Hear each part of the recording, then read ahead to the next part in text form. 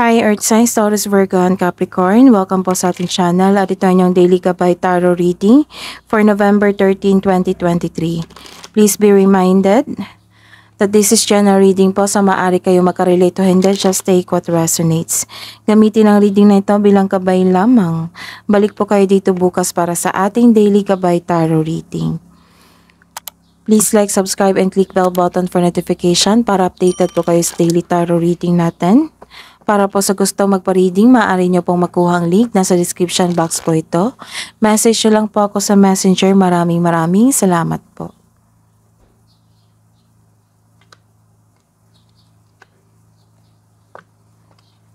Spirits Guides, ano po yung ganap sa araw nito ngayong November 13, 2023 para po kay Taurus, Virgo, and Capricorn? Wow, malapit talaga sa inyo ang wealth, earth signs. Halos araw-araw na. Nagkaroon po kayo ng abundance, wealth, financial growth.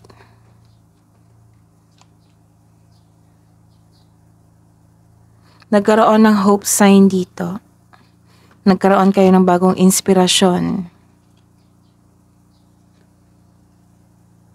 You are receiving love. Nagbigay ka rin ng tulong. Or may nagtulong po sa inyo. And panahon to ito sa pagpatawad, forgiveness. Spirits Guides, message nyo po para kay Taurus, Virgo, and Capricorn sa araw nito, ngayong November 13, 2023. Some of you nagbakasyon ngayon. Nagbakasyon po kayo ngayon. So, ayun. Ayos lang natin.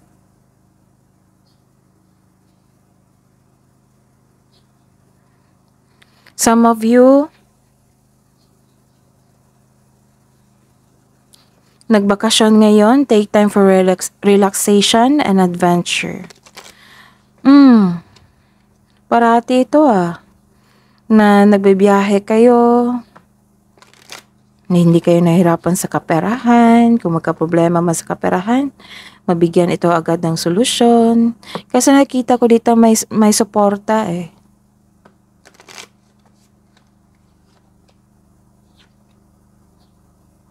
So, be ready. Move forward and be ready. Get ready for positive change.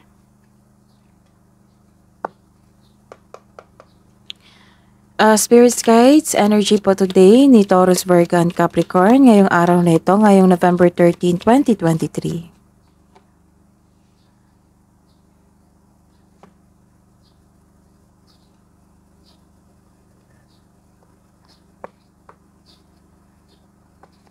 Clarification of this card. Clarification of this card po. Reverse card. Clarification of this reverse card. Career and money ni Taurus, Virgo, and Capricorn ngayong November 13, 2023. Spirits Guide. Clarification of this reverse card. Clarification of this reverse card. Love and romance, self-love, partnership, and romance.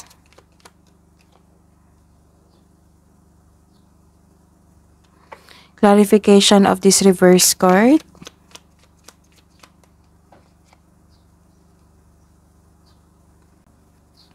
Sa araw nito kay Taurus, Virgo, and Capricorn, this is a reverse card. Sobrang pagod kayo.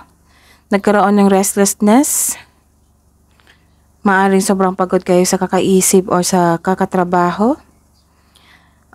Kayo po ay walang pahinga, ayaw mo rin magpahinga. Kayo po ay walang tulog, ayaw mo rin matulog. So, hindi kayo kampante ngayon. Nagtatago po kayo instead of facing the reality. So, hinahayaan nyo yung tao na saktan ka. And the clarification is you have a choice. Nagkaroon ng future plan. May ambition po dito or ideyang gustong gawin. So this card asks you na maggawa ng mga plano para sa hinaharap. Mag-ingat sa pagiging mainipin. Supportive ang iyong kapareha, ang inyong business partner. Tutulungan po kayo ng taong ito na lumago lumago sa mga bago, kapanapanabik na paraan. So, may suporta talaga. 'Di ba sabi ko sa inyo, hindi kayo nauubusan ng support eh. Support sa friends, sa relatives, sa inyong family. So, yun po, nagbuo kayo ng ambition. You are inspired. So, kung magbuo tayo ng ambition, future plan, meaning to say, you are inspired. Nagkaroon ng hope. And sa buhay kaperahan, this is a reverse card po. Nagkaroon po ng abusive power or bullying. It might be you, it might be your kasamahan sa trabaho. May taong hindi marunong magpahalaga dito sa trabaho o sa kaperahan. May kakilala kang abusive sa power. It might be you, it might be your kasamahan sa trabaho. Or sa sitwasyon, naging toxic na. Holding grudges or acting like a bully. Kaya hanggat maaga, iwasan mo na ang taong ito. And this is a reverse card also. Nagkaroon ng disconnection from your kasamahan. And nagkaroon ng disconnection dito sa inyong intuition. Kasi may nakita kong manipula dito nag-iingit sa iyo or nagkaroon ng insecurity. Oo. Nagkaroon ng blockages dito dahil sa hindi ka nakinig sa inyong intuition, wala kang believe sa inyong sarili. The advice is it's time to reconnect to yourself, listen to your intuition, redirect your energies. Trust that if the door isn't opening, there may be a better door elsewhere. So, nagkaroon talaga kayo ng disappointment dito dahil sa isang pangyayari sa kaperahan at sa buhay karera. And ito, sa mga buhay pag-ibig nyo, nagkaroon po ng self-reliance para sa mga,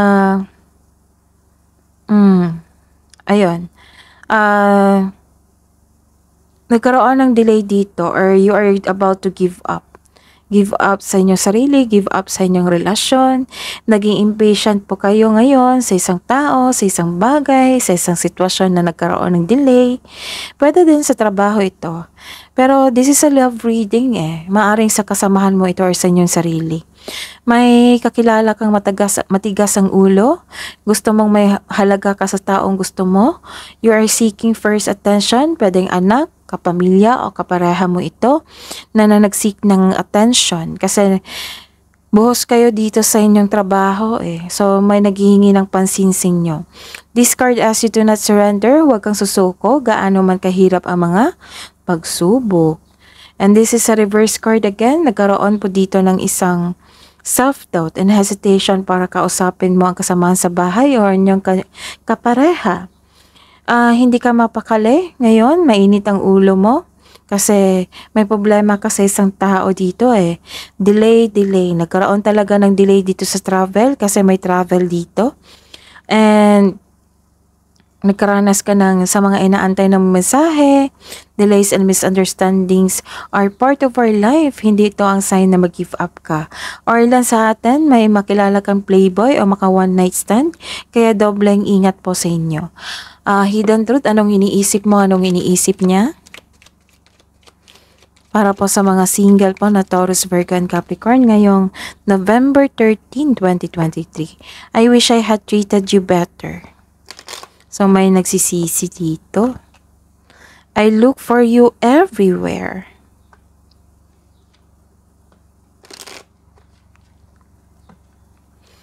Para po sa mga may relasyon na Taurus, Virgo, and Capricorn. Para po sa mga may relasyon, Spirit's Guide. I am not available. Kasi mainit ang ulo mo dito Nagbibigay ito ng pasaway kasi itong tao na nagbibigay sa iyo ng sakit ng ulo.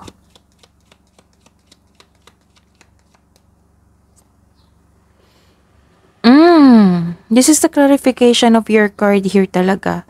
Na baka may makilala kayong playboy or maka one night stand. Para sa mga may relasyon dyan, so dobleng ingat po. I want to be more than friends. Love advice po para sa mga single. Ngayong November 13, 2023 po para kay Taurus, Virgo, and Capricorn.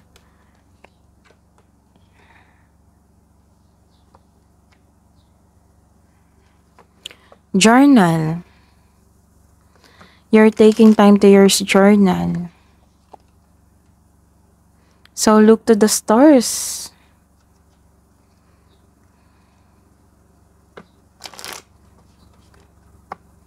Spirits guys, ano po ang mensahe niyo po para sa mga may relasyon sa buhay mag-asawa ngayong November 13, 2023? Respect. Respect your relationship. And Cupid, love is in the air when Cupid's around.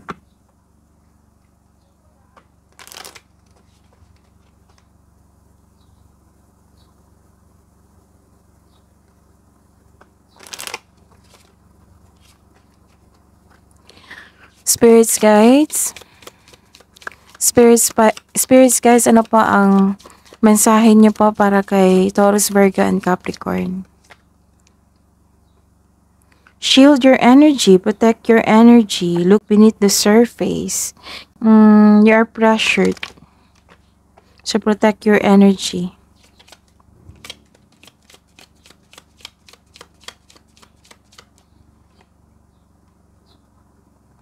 Create open communication.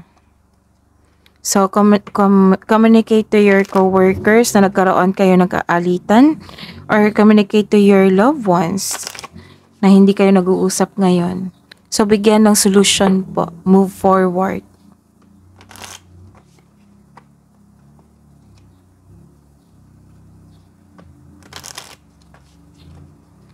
Spirits guys, angels, archangels, guardian angels. Message nyo po para kay Taurus, Virgo, and Capricorn ngayong November 13, 2023. Message from Archangel Jules. Align with the highest, go with the flow. Move forward, go with the flow. Get ready for the positive change.